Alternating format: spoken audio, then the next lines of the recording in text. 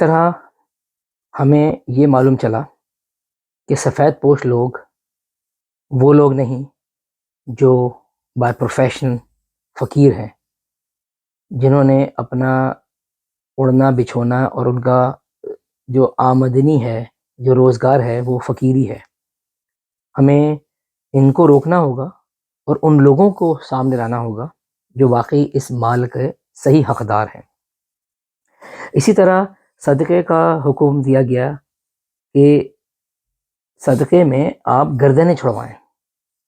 اب گردنیں چھڑوائیں، اس زمانے میں تو غلام آزاد کرانا تو اب معاشرے کا حصہ نہیں ہے، لیکن اس کی مثال ہم یوں دے سکتے ہیں کہ وہ لوگ جو جیلوں میں ہیں اور اس وقت اپنی سزائیں پوری کر چکے ہیں، یا ان کو جھوٹے کیسوں میں اندر ڈالا ہوا ہے، یا ان کی سزا چھوٹی تھی اور اب وہ نکل نہیں پا رہے ہیں، قانونی کارروائی پوری نہیں ہو رہی ہے، ان کی سنوائی نہیں ہو رہی ہے، ان کے پاس وکیلوں کو دینے کے پیسے نہیں ہیں، تو ہم اس کی مثال یہاں لے سکتے ہیں اور اس طرح سے ہم ان کو معاشرے میں واپس لا کر ان کو زندگی گزارنے کا ایک اور موقع دے سکتے ہیں۔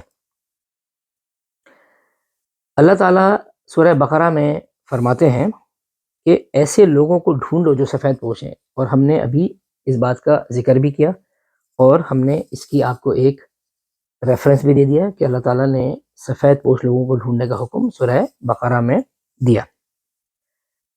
اس میں ایک چیز اور بھی سامنے آئی کہ جب تم اپنا صدقہ دو تو جس کو دے رہے ہو اس کا مذہب مسلمان یا اسلام ہونا ضروری نہیں، شرط نہیں، لیکن ایسے لوگوں کو ڈھونڈو جو متقی اور پرہیزگار ہوں، کیونکہ اگر ہم پاکستان میں رہ رہے ہیں تو ہو سکتا ہے کہ آپ کے گھر پہ سوالیہ آئے کوئی جو کہ نان مسلم ہو،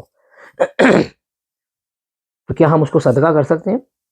آپ اس کو صدقہ کر سکتے ہیں کہ اگر آپ جانتے ہیں کہ وہ واقعی پرہیزگار ہے، واقعی وہ حقدار ہے آپ کا، اور آپ کو لگتا ہے کہ وہ مسکین ہے، تو آپ اس کو دے سکتے ہیں۔ اس میں کوئی مذائقہ نہیں ہے، کیونکہ وہ اللہ کے نام پر آپ سے مانگنے آیا ہے۔ ویسے تو اللہ تعالیٰ ہم سب کو دین پر چلنے کی اور دین کو سمجھنے کی توفیق عطا فرمائے، اور آج ہم نے سیکھ لیا کہ صدقہ کیا ہے۔ میں صدقہ کا بہت بڑا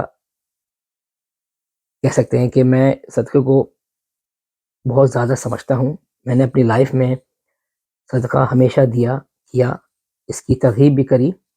ہم پر روزمرہ کی زندگی میں چھوٹی موٹی پریشانیاں آتی رہتی ہیں، تو جب بھی پریشانی آئے صدقہ کر کے اللہ تعالیٰ کے ساتھ کاروبار کر لے، اور جو شخص اللہ سے کاروبار کر لیتا ہے وہ کبھی نقصان میں نہیں رہتا۔ اللہ تعالیٰ ہمیں دین پر چلنے کی توفیق عطا فرمائے۔ اس سے پہلے میں اس ویڈیو کو اینڈ کروں، میرے انسٹاگرام کو آپ لائک کریں، اس کو فالو کریں، ٹک ٹاک کو ضرور فالو کریں، میری ٹک ٹاک پہ ویڈیوز کو لائک کریں، اس کا لنک میں آپ کو یہاں دے رہا ہوں۔